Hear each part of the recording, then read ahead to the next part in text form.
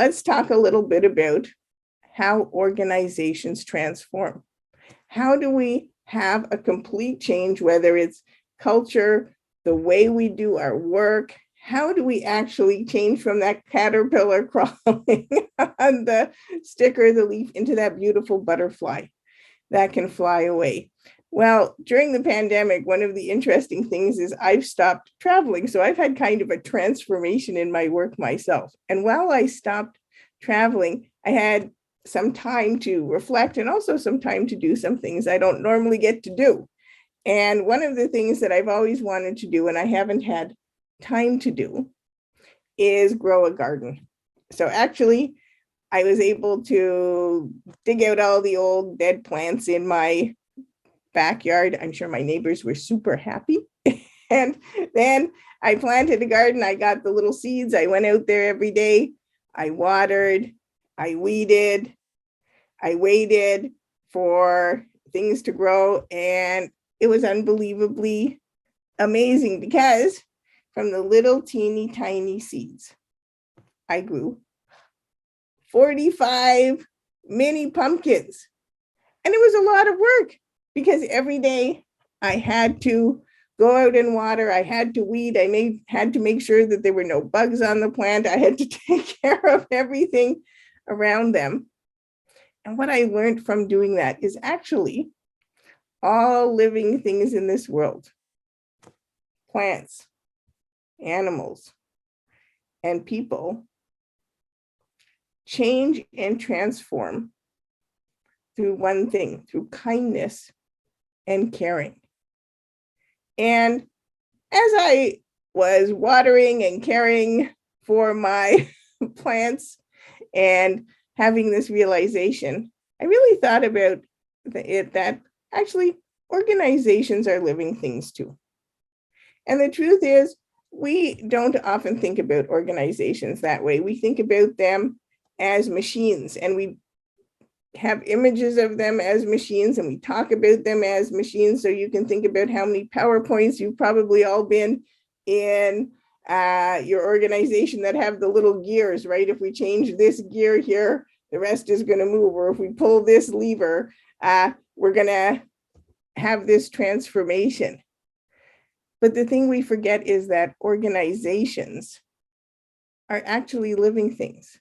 We can't take out their hard drive of one thing and put in a new hard drive of another thing, because all organizations, although they have computers, although they have machines, they might make machines, are made up really of one thing only, and that's people.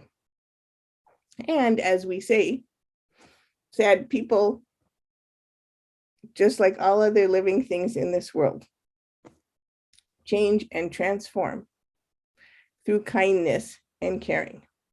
So in order actually to transform our organizations so that they can work in new ways, have better cultures, we actually need to think of the entire system. How do we change the system? Just as I changed my backyard so I could grow my plants, I changed my behavior so I could grow my pumpkins. We actually need to change our system. When we think about a system has inputs. So those are the things that we put into that system, like my little seeds and the time and watering.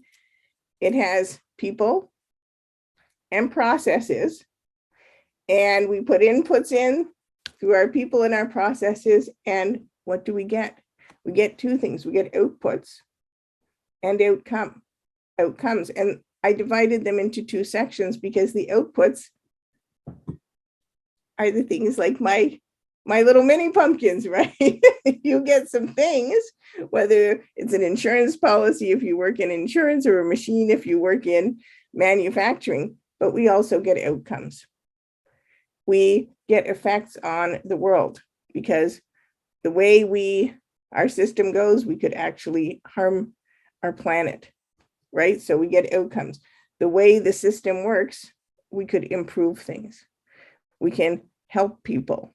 So we have outputs and outcomes, and both come through that system. Well, if we find that our organization wants to change, we need to actually first start by changing the inputs.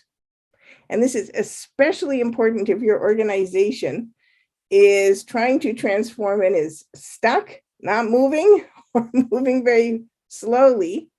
We need to change first the inputs, because organizations are living things, and living things all grow in the same way. The first thing we need to input is kindness and caring, because all those people who are in the organization aren't going to be able to change and transform unless there's kindness and caring. We need to input kind leadership, because leaders are the one who model the behaviors and the ways and set the vision and the targets. So we need to input kind leadership.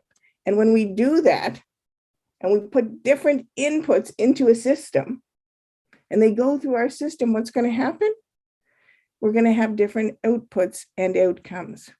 And those are going to be kinder cultures, people who feel safe to change, and our organizational transformation.